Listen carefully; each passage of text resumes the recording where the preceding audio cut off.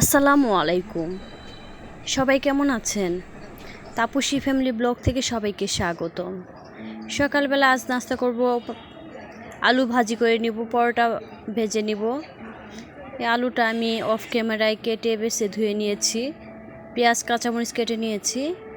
এখন কড়াইয়ে তেল গরম করে পেঁয়াজ কাঁচামরিচ দিয়ে একে একে হলুদ লবণ দিয়ে ভাজিটা বসিয়ে দিলাম আমি।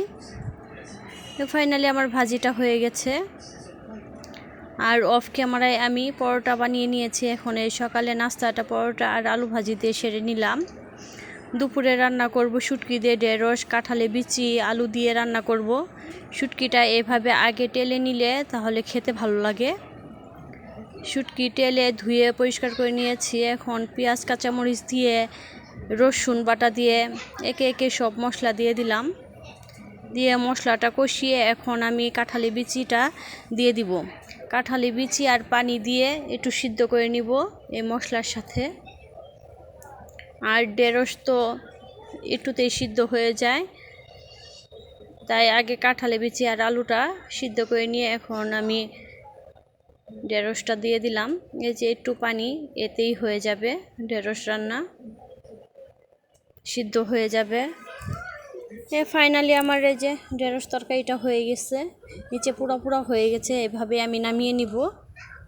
দুপুরে যেহেতু রান্না কম, তাই ভাবলাম যে একটু মশলা পিষে রাখি, তাহলে রান্না সহজ হয়ে যাবে। গৃহিণীদের তো রান্না করতে গেলে অনেক কাটা বাছা গুছানো, আবার মশলা পিষা অনেক ঝামেলা হয়ে যায়। তাই ভাবলাম যে একটু মশলা পিষে রাখি। আমি যেহেতু পাটায় পিষে খাই, তাই আমি আদাগুলো রসুনগুলো অনেক কুচি করে নেই, তাহলে পাটায় পিষতে কষ্টটা কম হয়। এই যে ফাইনালি আমার সব মশলা পিষা শেষ হয়ে গেছে। আর আমার ভিডিওটা যদি কারো ভালো লেগে থাকে অবশ্যই একটা লাইক দিয়ে পুরো ভিডিও দেখবেন এবং কি সাবস্ক্রাইব করে আমার পাশে থেকে যাবেন। এরপরে দেখি যে ফ্যানে অনেক ময়লা জমে গেছে। কয়েকদিন পরই পরিষ্কার করি, তারপরেও একটু ময়লা হইলে পরিষ্কার না করলে মনে হয় ফ্যানটা ভারী হয়ে গেছে, ফ্যানের বাতাসটা ঠান্ডা লাগে না।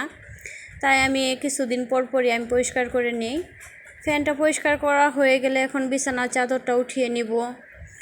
বর্ষাকাল, বিছানার চাদর কাপড় চোপড় ধুয়ে ভালো করে রোদ্রে না শুকাইলে কেমন ভাবসা গন্ধ লাগে। হাজার সাবান দিয়ে ধুইলেও গন্ধটা দূর হয় না রোদ্রে না শুকাইলে। ঘরেও তো জায়গা নেই, কি আর করা, তারপরে তো ধুইতে হবে, ময়লা অবস্থায় তো আর থাকা যায় না। এখন ঘরটা ঝাড়ু দিয়ে নিব পরিষ্কার করে। ঝাড়ু দিয়ে পরে ফার্নিচার মুছে নিব। ফার্নিচারগুলো প্রতিদিনই মুছি, তারপরেও আজকে যেহেতু ফ্যানটা পরিষ্কার করেছি, ফ্যানের ময়লা সব ফার্নিচারে উড়ে পড়ছে ময়লাগুলো, তাই আর একটু পরিষ্কার করে ধুয়ে নিলাম, মুছে নিলাম। এভাবে মুছে পরিষ্কার করে প্রতিদিনই পরিষ্কার করে রাখি, তারপরে কই থেকে এত ময়লা আসে বুঝতে পারি না। এই যে এখন মুছে নিয়ে ঘরটা মুছে নিব, ফ্রিজটা মুছে নিব, তারপরে বিছানার চাদরটা সুন্দর করে বিছিয়ে নিব।